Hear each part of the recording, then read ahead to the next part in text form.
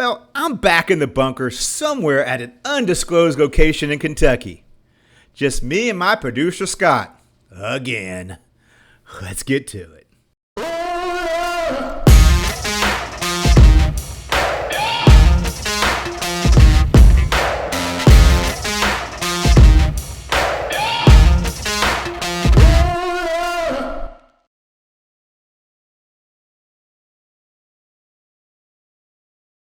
Welcome. Another fabulous episode of IBF On Demand. I'm your party of one and team player and host, Eric Wilson.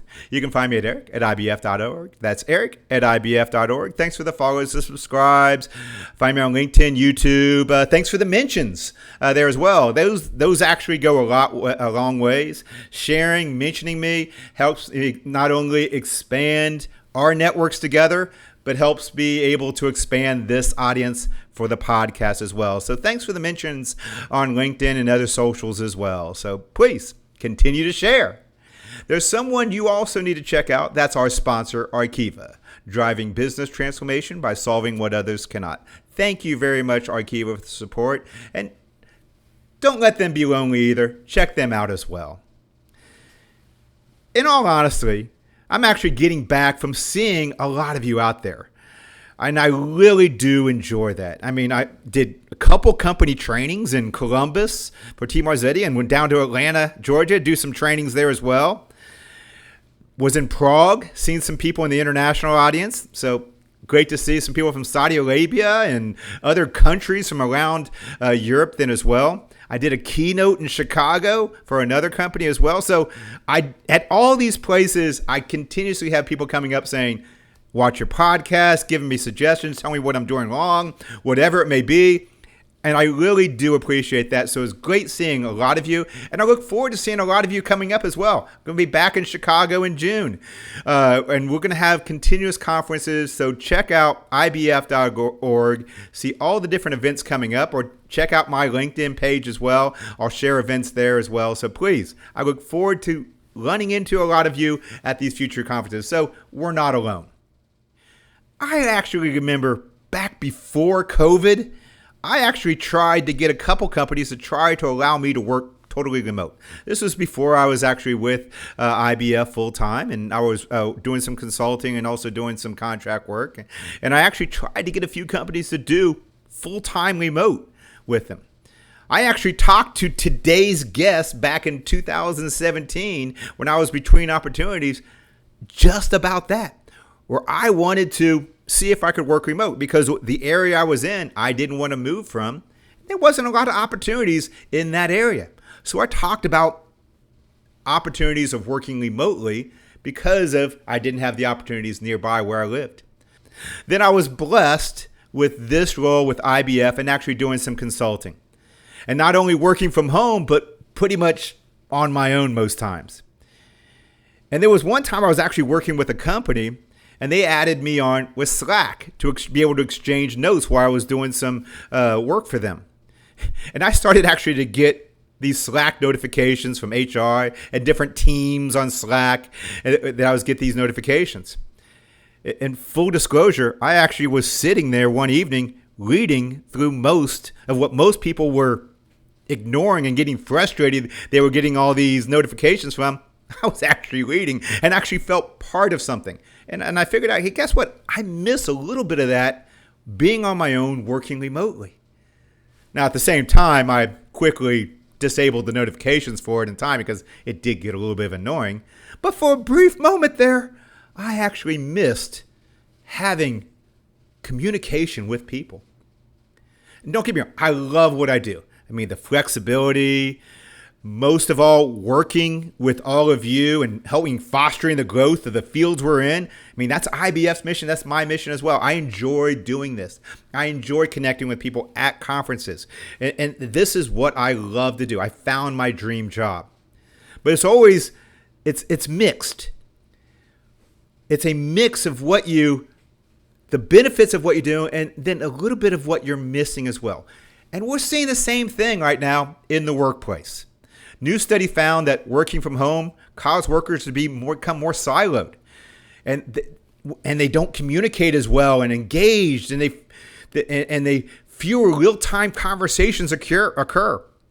We're seeing other studies, productivity in the work from home arrangements. They're all over the map. Some papers say there's an 8 to 19% decrease in productivity when people work from home. Others say there's a 13 to 24% increase. I don't know who to believe.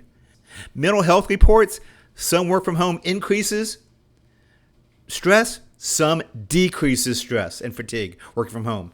Once again, I have no idea. We're seeing contradictory reports. That's why I have today's guest on. Kind of help me out because he's an expert on this. Jason Breault is an experienced supply chain recruiter at LifeWork Search, an IBF award winner, cycling enthusiast, and a very good friend. Before they became Gartner, it was AMR Research, and Jason spent 6 years with them. He went out on his own and created one of a kind recruiting organization that truly specializes not only just in supply and demand and S&op, but specializes in the people, making sure they are always a good fit. I used him personally for roles and to help me find people for roles in the past as well when I was a hiring manager. He was the winner of the 2017 IBF Excellence in Business Forecasting and Planning Award and a frequent speaker, an IBF supporter, and as I said, friend, please help me welcome Jason. So thank you, Jason, for being part of this. I'm excited to have you on again. Yeah, absolutely. I'm excited as well. Thanks for having me back. Yeah, so I think I'm at this point of my podcast career where I start, bringing back guests for the second time, and you get to a second time being able to touch base with the audience there. Absolutely, I appreciate it. Yep. So I think last time we talked was during COVID, and we had this big discussions about hybrid, work from home, hybrid, and I think that's why I had you on, because of your expertise when it comes to working with not only clients who are looking for employment, but the clients looking for people to employ. So you already work on both sides very well. So you had the perfect perspective then for what was going on. Well, my kind of follow-up now that we're a few years away from that dreaded word COVID, my first question then is exactly what are things now? What are things looking at like right now in the workforce as far as working where and from everybody's perspective? Yeah. I as a lot of what we do touches on, I'll say planning touches a lot on supply chain, and supply chain has been in the news. I'll kind of give you an analogy in supply chain, which is, a lot of, not much different than the rest of supply chain. Organizations learned a little bit the hard way that the growth that they were seeing wasn't going to last forever. Right. So we saw a lot of reports last year where companies were sitting on too much inventory and were going to slow down, or some minor cases even stop production altogether. Companies last summer came to the realization that they had overhired, that the growth that they were experiencing at the rate they were experiencing it wasn't going to continue. So last summer, mid to late last summer, we started to see a lot of organizations putting roles on hold. We started to see a lot of organizations prioritizing internal hires versus external hires. We saw a lot of organizations who saw this as an opportunity to take back a little bit of the control that they felt that they had lost. I really do believe there's a lot of organizations that felt that they were put into a corner to move towards remote environments. So you started to see a lot of organizations starting to reemploy back to office policies. Not full time, but hybrid has certainly won out, is the reality of it. So a lot of organizations started calling people back to the office. Instances even where companies had given people approval to go back home, move away, they completely reversed courses. You saw a lot of major announcements from the likes of Amazon and Meta and others out there last year who said it's time to come back to work, understanding that that was going to lead to some natural attrition that in a lot of cases the organizations didn't mind having. Much easier to say the employees didn't want to come back to work than to say we're going to lay off 5 or 10% of the workforce. So over the course of the last 8-9 months, a lot of the hiring that organizations have been doing has been making up for the perhaps more, the attrition that was above and beyond what they had expected. So filling some of those holes is really what it's amounted to. So what I would say in summary is Hybrid is certainly one out. There's still plenty of examples of where people are working remote. Some companies have turned around and learned how to make remote, an advantage for them. But in short, that 2 to 3 day hybrid work week has become the norm. All righty. So, I mean, you mentioned that kind of they overhired and now through attrition or Mhm. whatever, they're kind of backing down on the workforce. I mean, April's I think one of the first times we actually seen an increase in unemployment. Job report came out. So Mhm. that's impacting supply chain type of roles as well. Now I mean, to be honest, we're starting to see a little bit out in that supply chain being impacted by this. Yeah. What's most interesting is if you look into the details of the BLS, Bureau of Labor Statistic numbers, Eric, um, if you look at the last 2 months, last month, which just came out on Friday, the numbers were not nearly as good as they've been. I want to say I want to say it was in the 100,000, 150, 160,000 number range. Don't quote me on that. Prior year, though, the report that I've looked at in great detail, there was, I think, 330,000 jobs added to the workforce. That's a little bit of Celebration difference. across the board. Celebration across the board, right? Everyone said, hey, there's still a really healthy job market. What most people aren't talking about, though, is that if you take that month of March as an example, only 7% of those jobs were white collar jobs.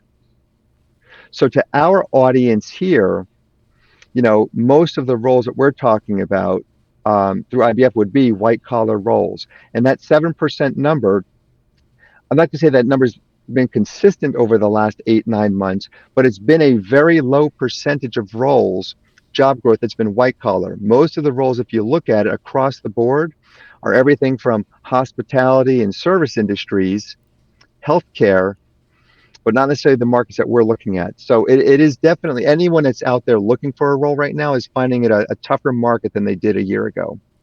Oh, wow. Okay. So you mentioned hybrids kind of the winning out. Is Mhm. there a kind of that model, typical model you've seen for hybrid? Is it a flexible, hey, just as long as you're coming in a couple days, or these are the 3 days you have to be here? So is there a winning hybrid model that's kind of rising to the top? Yeah, the reality is that still remains one of the biggest frustrations for a lot of employees is there is not necessarily one that's winning out, is the truth of it. Organizations that are, I'll say, genuine about the idea that they want people in office so that they can collaborate are realizing that it's important for everyone to be there for that to happen. It's not beneficial On if the half of same the day. office on the same day. Yeah. So there's no benefit if 2/3, 3/4 of the team is there, but everyone still needs to go to their cubicles because there's 4 people that aren't in the meeting. They got to go to their cubicles to do a meetings or a Teams or a Zoom meeting, as an example. So the organizations that are succeeding, that are doing this in an environment where the employees are happy with the outcome, realize that it's successful because everyone's there together. But not everyone is following that just yet. Okay. I remember last time you were on, the big topic we had was that disconnect we saw between what the companies were wanting and what the employees said Hmm. they wanted. There was this big disconnect. And at the Hmm. time, there was a hiring, bonanza out there saying, hey, we need some people. And now you're Yep. saying that's kind of reversed. Now the power is more in the company's hands now, is what I'm hearing. So with that, is there still that disconnect? Are the employees still saying, hey, I want full remote?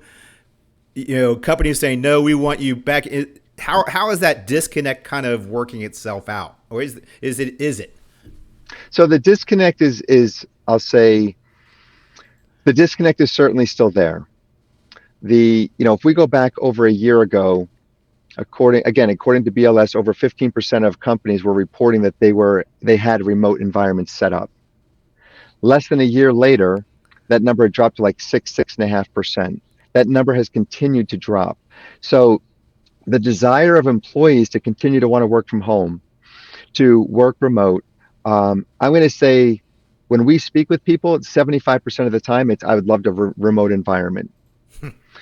The instances where they are open to, really open to hybrid as a first step is, significantly shorter commutes. The employees have realized that the flexibility of remote, the ability to, not miss a child's event, a sporting event, a school event. The ability, I've talked to so many people who have become coaches or assistant coaches to their kids' little league or softball, kids' softball teams or whatever the case is. Um, Hybrids winning out, but companies have gotten better about realizing that the benefit of remote was the flexibility for employees, and the flexibility that they hadn't allowed pre-COVID has certainly worked its way into the hybrid environment. So I would say what's most important is those organizations that, even if they're not offering a remote environment, their ability to offer something that has the employee walking away feeling like they're benefiting from this. Their families are benefiting from this. Okay, you mentioned those families benefiting from this.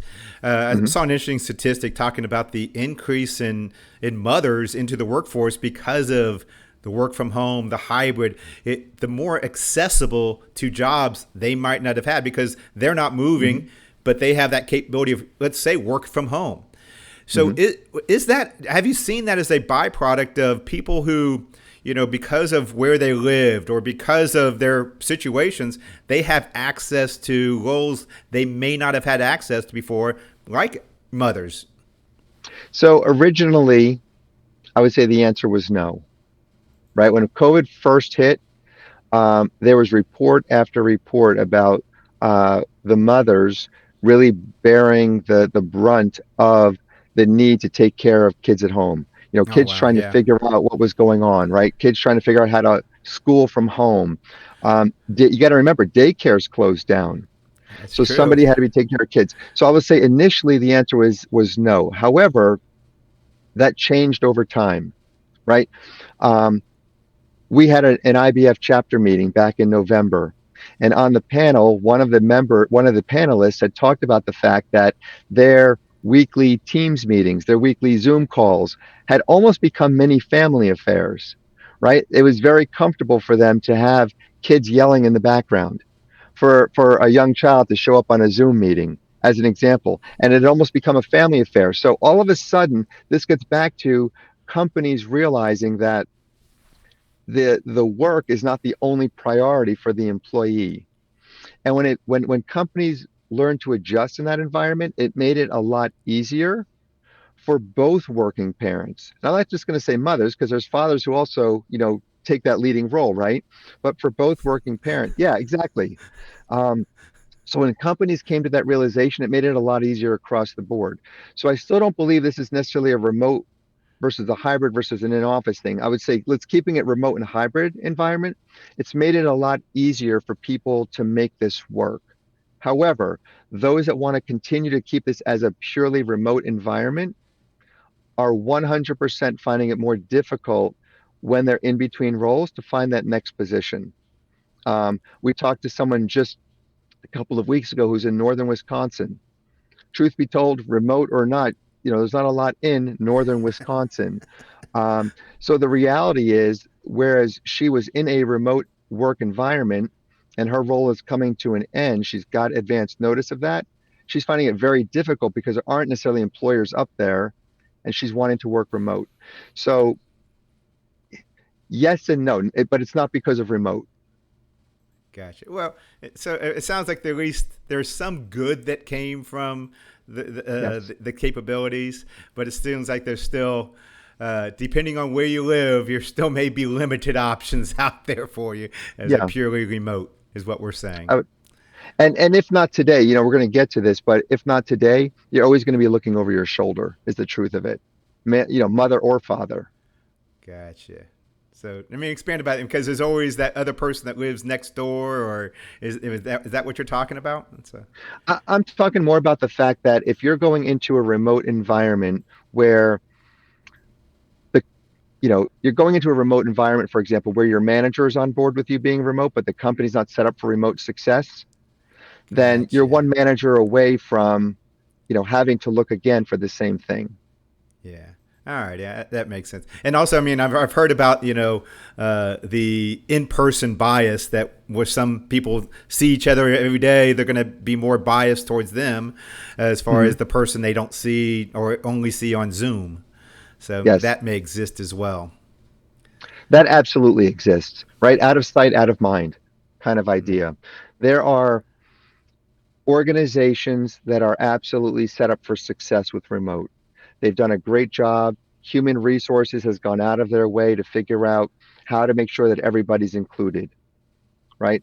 Um, when HR is able to take charge of that, they're set up for success, or they're able to be set up for success. They're headed in that direction.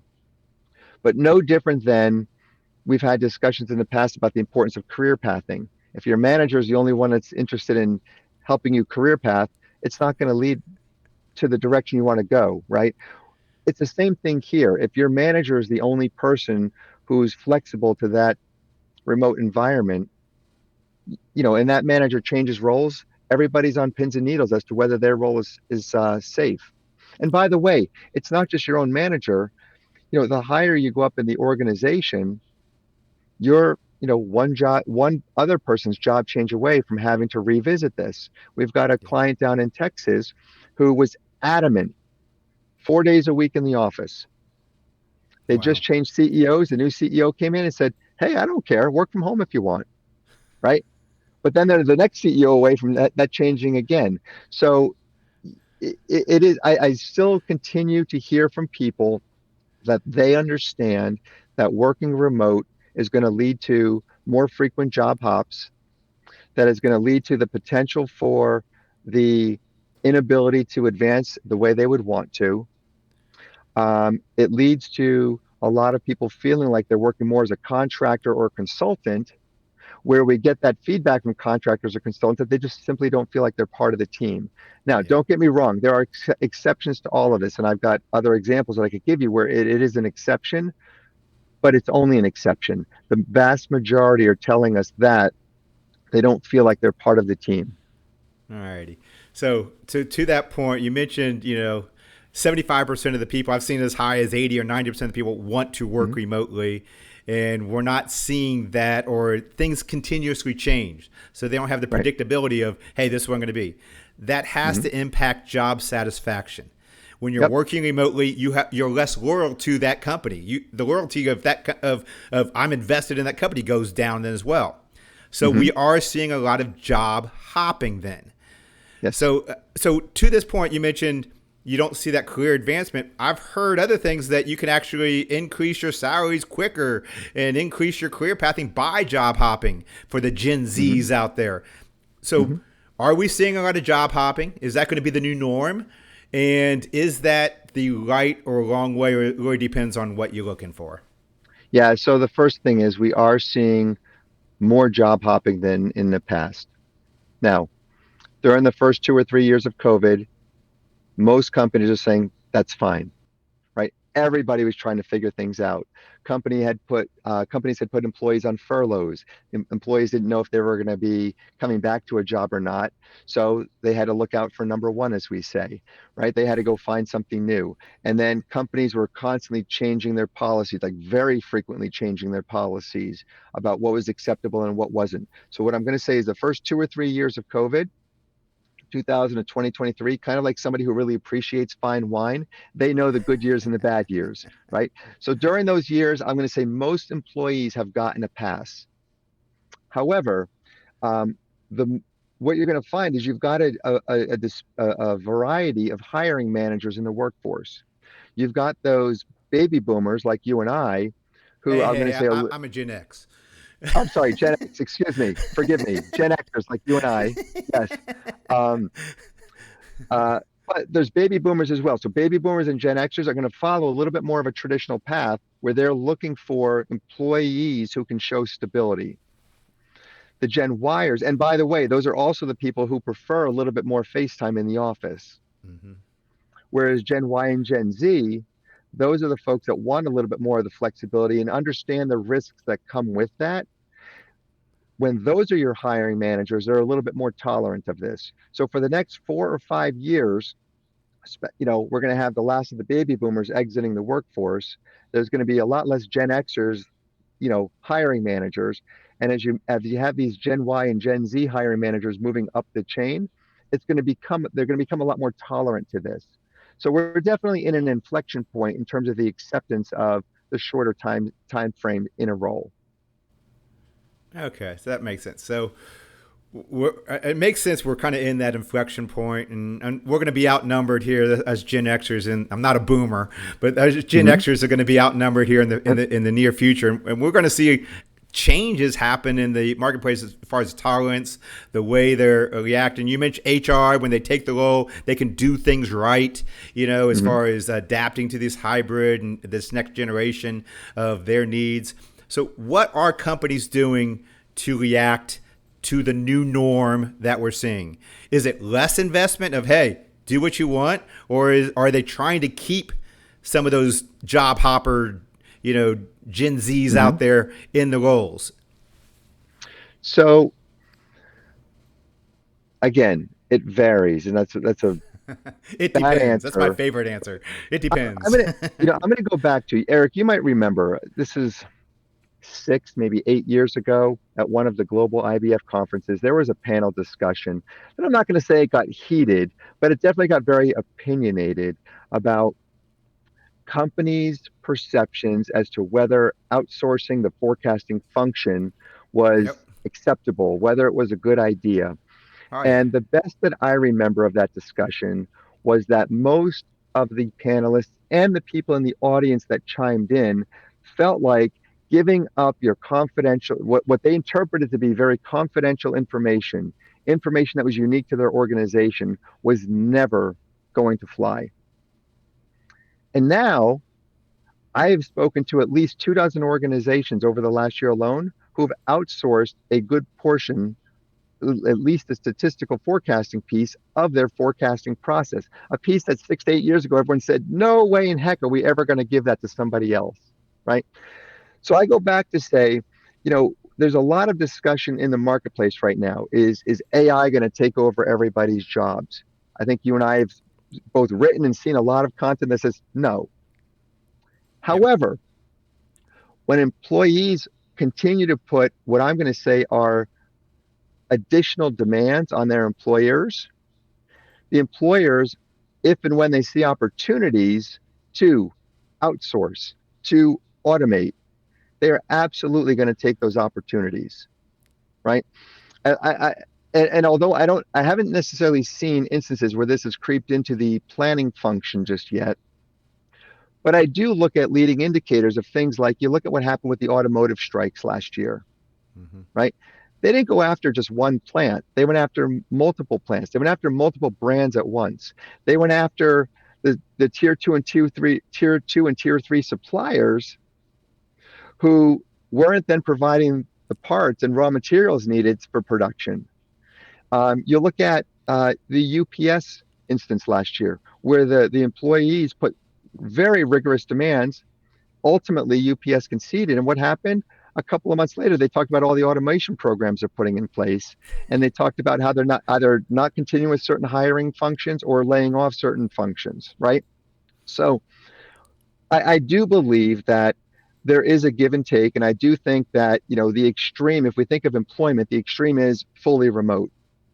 Employers would love you to be back in the office. I do think the happy medium is back into hybrid, right? But I do think that the more demanding the employees get, the more restrictive they want to be. Employers are always going to be looking for new opportunities, to get the same job done.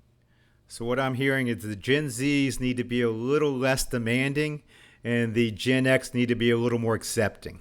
Is that what I'm hearing? A little bit more compromising on both. Yeah, for sure. Yeah, There you go. That I do sounds like believe the that. perfect there. Sounds like Yeah. perfect. So then the last question, going real quickly. Then I mean, we already said if we keep demanding, it's going to be easy to outsource because we've already proven we can work remotely. So we got to make sure we find that middle ground is what we're looking for. Do you think there's going to be in the next, let's say, 3, 4, 5 years, goes 5 years, we're going to find the equilibrium and something's going to really work out, or is this going to be a constant kind of push pull tug of war that we're going to continue to see for the next decade? No, for the reason that we talked about earlier with baby boomers and Gen Xers slowly moving either out of the workforce altogether, or in some cases, just simply moving out of those positions of, as being hiring managers, and you have more Gen Y and Gen Z entering the workforce, this is another 3 to 5 year transitionary period, in my personal opinion, where things are going to evolve more, where it's not just going to be hybrid, it's going to be hybrid with further flexibility of remote. Some of those remote roles will be acceptable, but it's still not going to be a fully remote environment. That's my personal opinion. Perfect. All righty. Yeah. Well, thank you very much. I mean, I knew this would be a great opportunity to kind of reset the audience of where we are, but more important, where we're going. I mean, hopefully there's some Gen Zs out there listening that take it to heart, and hopefully there's some, people like us out there too, Jason, that said, hey, guess what? We need to start being a little more compromising then as well in our thought process as well. So Absolutely. Thank you very much. You're welcome. Nice to see you, And Eric. I'll see you at a future conference. Look forward to it. Take care. All righty. Bye. That was very great. I mean, I knew it would be informative and kind of timely for what we're going with. What I want to leave you with is real quick some tips and tricks that I've learned talking with you, talking with others, as far as if you have remote groups, how do we make them work? Some of the tricks I heard is, number one, is developing some of those Scrum type of meeting principles and developing them for your hybrid type of environment. Have a weekly standing meeting.